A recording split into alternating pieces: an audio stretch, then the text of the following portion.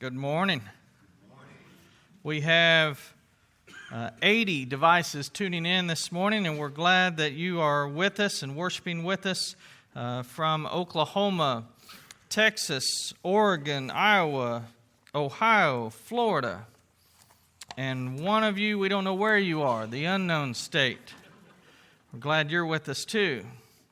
We are in a series on a topic that is not a popular topic. And I will, if you're following along with the outline in the bulletin, on the back of the bulletin, I'm going to watch my time today, and we'll see how far we get. We may make it to the end today, and we may not. But our culture, we live in a society that does not like to submit. We live in a society that doesn't value the beauty of submitting.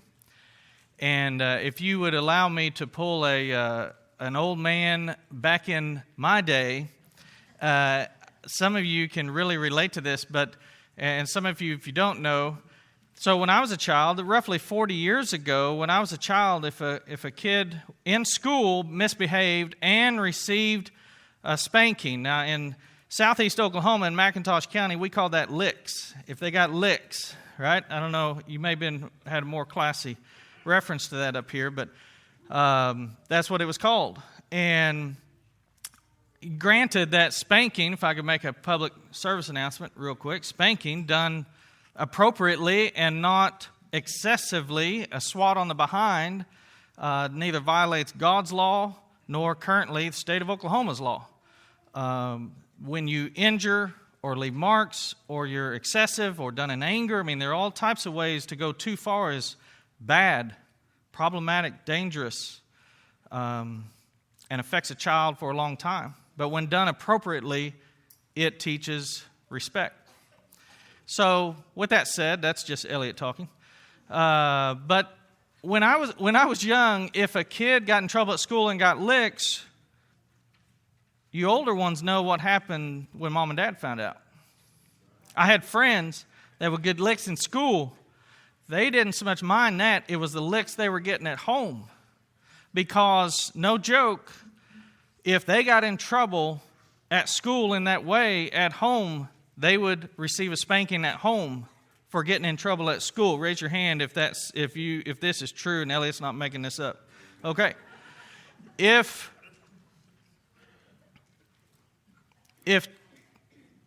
children get in trouble at school today, not licks, not spanking. If they get in trouble today, when mom and dad finds out, what happens? Mom and dad are mad at the school. Shame on the school, shame on the teacher. Now tell me that's not drastic.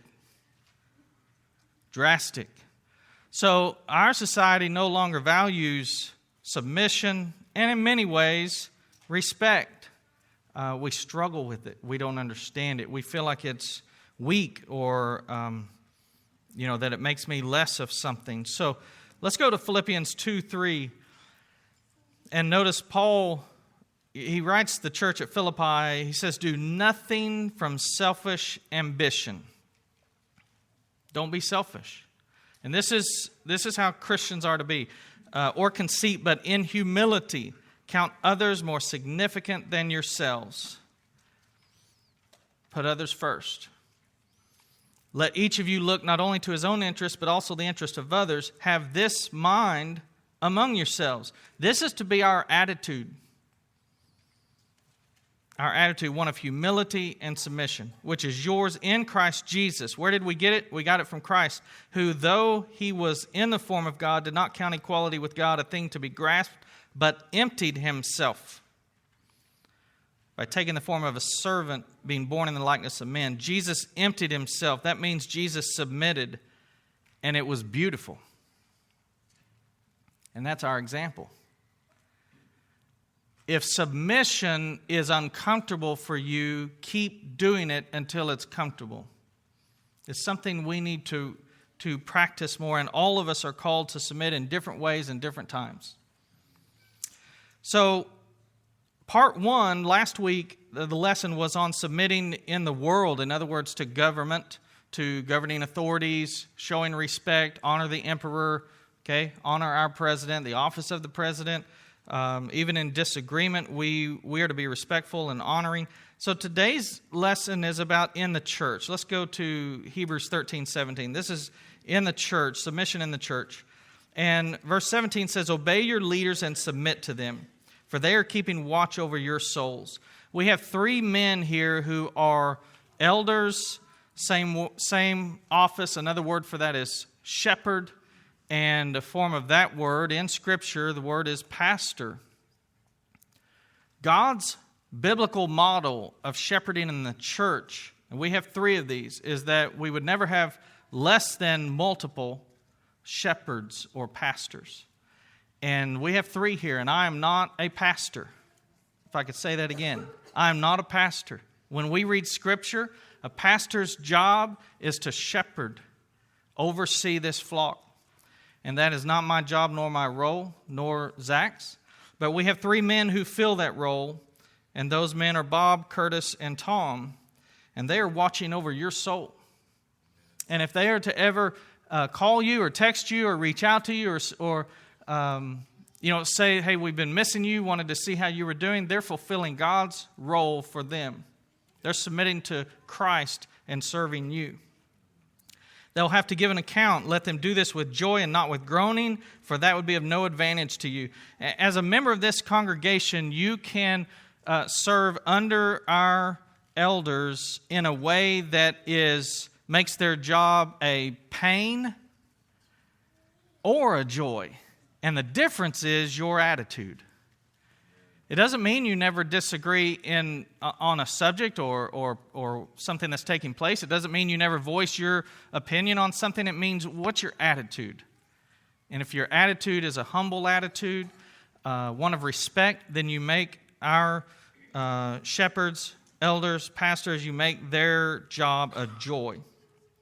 I remember when Homer stepped down from being an elder here, which he was for many, many years, Homer Weathers. I remember distinctly the day he did that, he expressed very clearly, I place myself under these elders. Homer could have easily not submitted to them. He could have had an attitude of, yes, I step away from this role or down from this role, but hey, I was an elder. Curtis, when you were learning to drive, I was an elder. Homer could say. He could have an attitude of, no, I'm not an elder anymore, but I did that a long time ago. They need to listen to me. But he didn't. He humbled himself. And it was beautiful. Submission is beautiful. 1 Peter 5:5 says, likewise, you who are younger, be subject to the elders. Clothe yourselves, all of you, with humility toward one another. For God opposes the proud, but gives grace to the humble.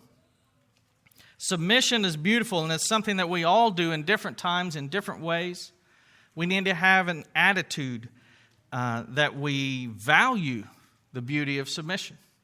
So I want to get into today gender roles in the church. We're going to let's go to Genesis chapter 2.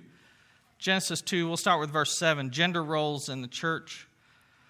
It's a topic that we don't address enough. It's a difficult topic. What I'm preaching on today, I dread preaching on because it sounds so archaic, old-fashioned. It's very much against our society's ways right now. And that means it's difficult for us. We struggle with it. But we need to understand it. We need to live up to it. We need to follow God. In fact, the history of churches of Christ is coming out of man-made doctrines, and let's just read this and understand it and follow it. So Genesis 2, verse 7, this is back to creation, and this is where God made Adam and Eve. It says, the Lord formed the man of dust from the ground and breathed into his nostrils the breath of life, and the man became a living creature. It's no surprise that's when someone dies and you perform CPR, it looks a little bit like this. God created man, and then he started the engine of man, brought him to life. He made him from dust. And then he took Adam, if you read on in verse 15, he put him in the garden to work it, to take care of the garden. He told him, you can eat of anything in the garden, but not the tree of the knowledge of good and evil. You may not eat of that tree. And so God gives that instruction to Adam. We don't see where God told Eve. It's very likely that Adam was the one that told Eve about the tree that they were not to eat. But God instructs Adam of the rules of the garden. He puts Adam in the garden. Adam is working in the garden, and so are the animals. And God tells Adam, whatever you call the animals, whatever you name them, that'll be their name. So we have this, that's kind of interesting. Anyway, this sequence where Adam names all the animals, like you would bring a pet home and name your pet, Adam names them all. And notice that, on a side note here, okay, God made Adam from dust. He made the animals from dust, from the ground. Makes Adam and the animals from the same material. I say this jokingly and a little bit serious, but men are sometimes accused of being pigs or dogs, and oftentimes they are. And oftentimes we deserve those accusations. Men are more closely related to animals. We're not the 2.0 version, okay? We're the 1.0 version. We're the more crude version of creation. Anyway, you can ponder on that later when you need something to think about. Eve, of course, she's not made from dust. So, but look at verse 20. You read on in Genesis 2, verse 20. So let me back up here. We find that, I'll just read it. For Adam, this is the second part of verse 20. For Adam there was not found a helper fit for him. In other words, God looked at the animals. It wasn't by accident. God knew this. God planned this. It wasn't like God was surprised, but God knew the animals. You know, a dog is man's best friend, but a dog is not a helper fit for man. But God's going to make one of those. And so the Lord caused a deep sleep to fall upon the man while he slept, took one of his ribs, closed up its place with flesh, and the rib that the Lord had taken from the man he made into a woman and brought her to the man. She was fit for him. He made her from him. He made her for him. God made Adam and Eve to fit together, and no doubt Eve's strengths would logically have been Adam's weaknesses. And we see that today in male and female. Our world today struggles with gender. Our world struggles with gender roles. They struggle with understanding gender. But men and women are distinctly different. And God made us that way. And all these years later, we're still distinctly different. And women are not weak because they're weaker physically. Their strengths are man's weaknesses. And God made these two to be a team. One is going to lead. The other is going to help and support that leadership and serve in her ways. And so you look at creation and you notice that Eve was not made at the same time as Adam. She wasn't made from the same material. She wasn't made for the same purpose. Our modern society would look at creation and say God was a chauvinist. God, that's chauvinistic. You can't do that anymore. You can't do that anymore. We've learned you just can't do that. You can't talk that way. You can't say that you made Eve for Adam. You made the woman for man. And yet, God wasn't chauvinistic. This is God's model. This is God's plan. God is the creator.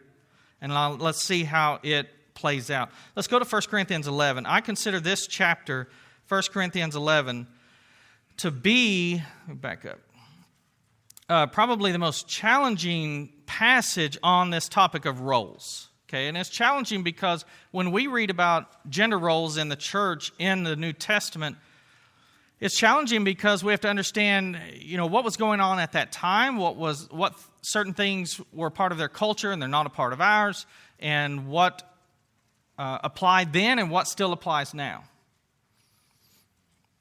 This chapter is challenging because it talks about a covering over the head. And is it talking about a veil? Incidentally, it does not ever mention a veil.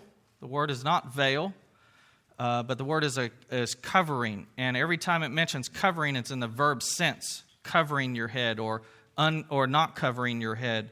But I want to point out that, so the question is it talking about a covering like a veil, or is it talking about hair as a covering? And we'll get to that. But notice in this passage, in these 15 verses, in 1 Corinthians 11, 2 through 16, in these 15 verses, the word head is mentioned 9 times.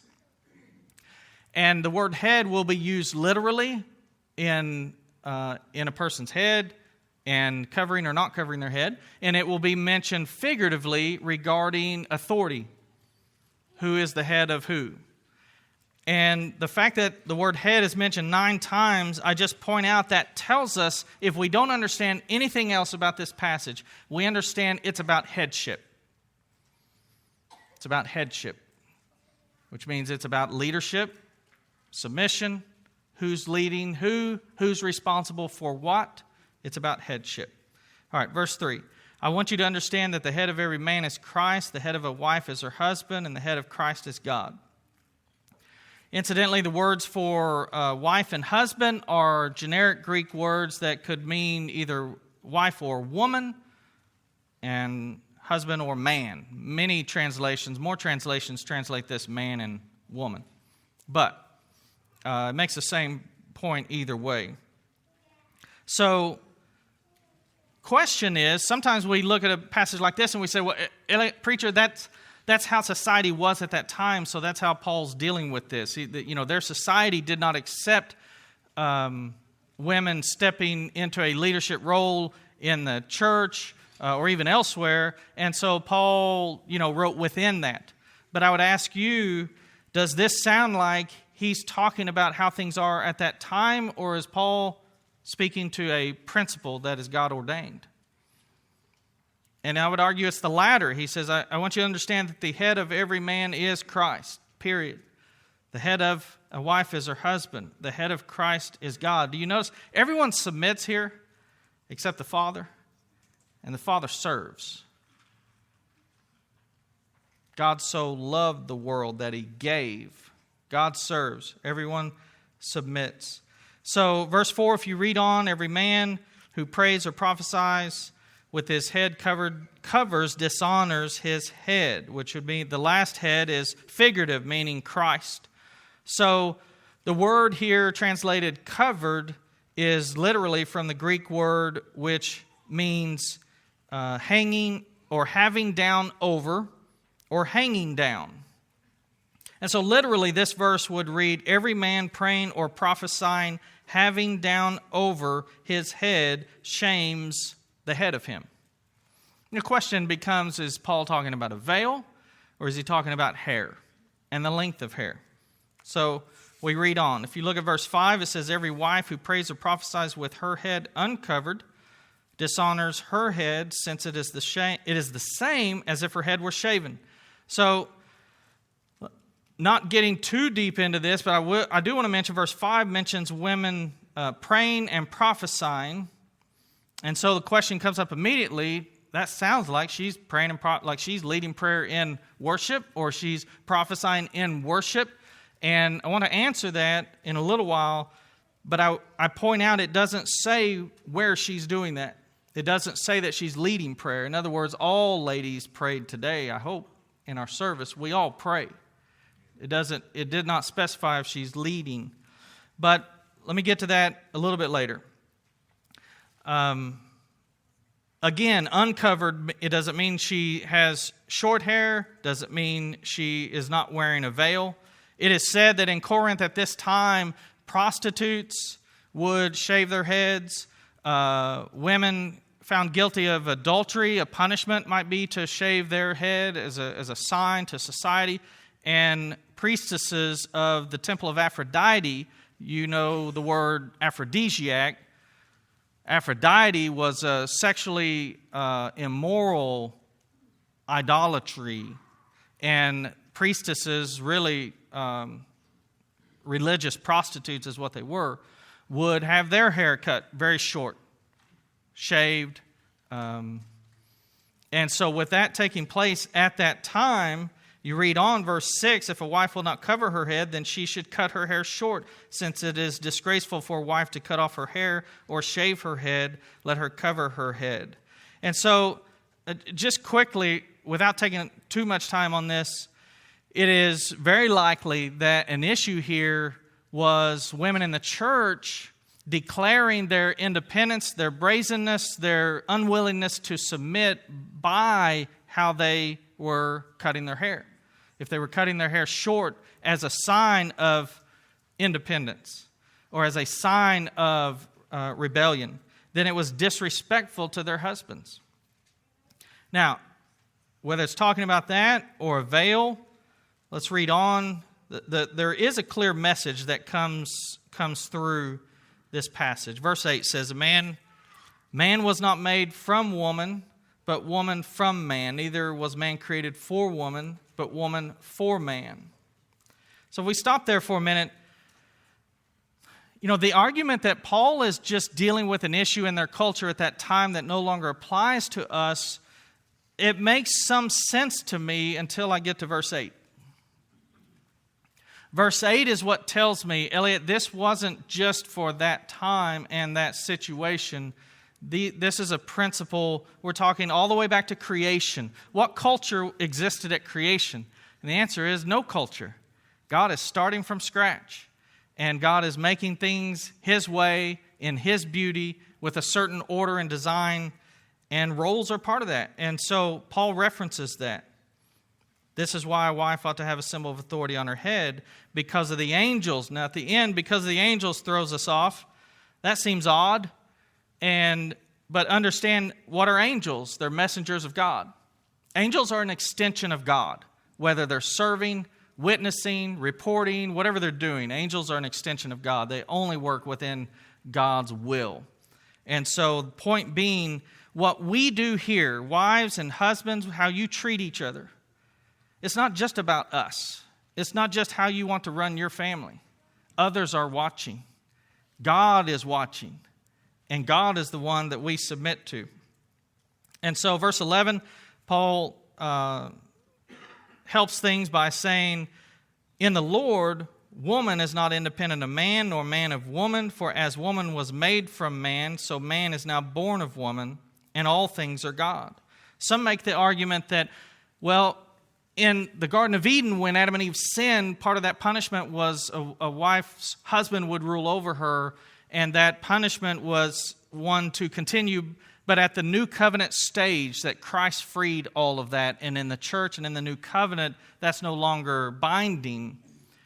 And yet, what we're reading here is in the new covenant. This is Paul, the Apostle Paul, writing during the church age. And verse 12, he says, in the Lord. That's talking about in us as Christians. We're not independent of each other, but we still have roles.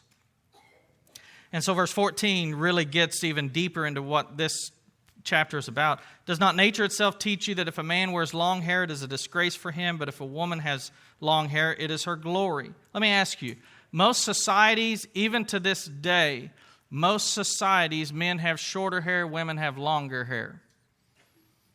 No one makes them. There are some oppressive societies, some in the Middle East where there's a lot of control, but most societies, people do with their hair what they want to do. Why is it women find beauty in their hair and men typically we just try to manage our hair? If you have hair. Okay? But that's a general rule that no one is forcing on us. And I argue it's in our nature because God put it there. And so, if a woman has long hair, it is her glory, for her hair is given to her as a covering. If anyone is inclined to be contentious, we have no such practice, nor do the churches of God. That last statement tells us this was not a Corinth problem entirely. This is not just something that Paul says, I want to straighten out for you guys, but other churches, they can do different.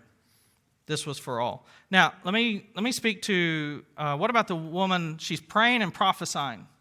Sounds like maybe she's leading in worship, and that kind of contradicts this whole thing.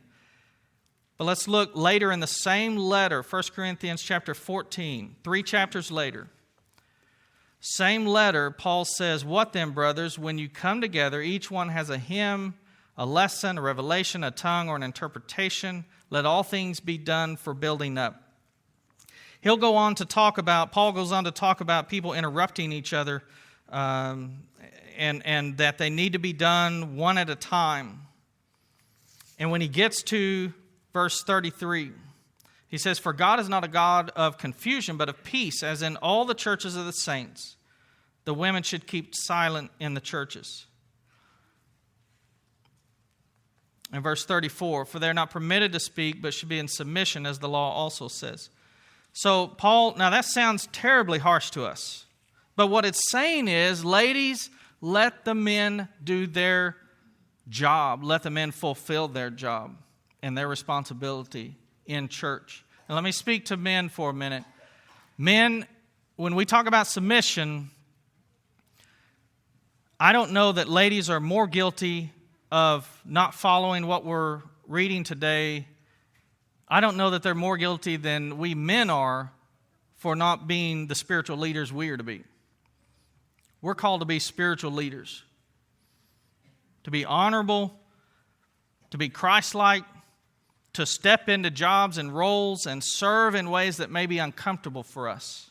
And I can relate as an introvert. It's more comfortable for me to stand back and let someone else. That's my nature. I have worked hard to get to the point where I lead, and it may seem like this is very natural for me, but it's not. It's easier for me to sit back and let someone else. Men, God called us to lead, and we will answer for whether we led or not. I don't just mean, did you ever lead a prayer? I mean spiritually, are you out in front following Christ, serving His people, serving your family? That's our job. I want to let me back up quickly, and then we'll stop today and we'll continue next week. I'm running out of time.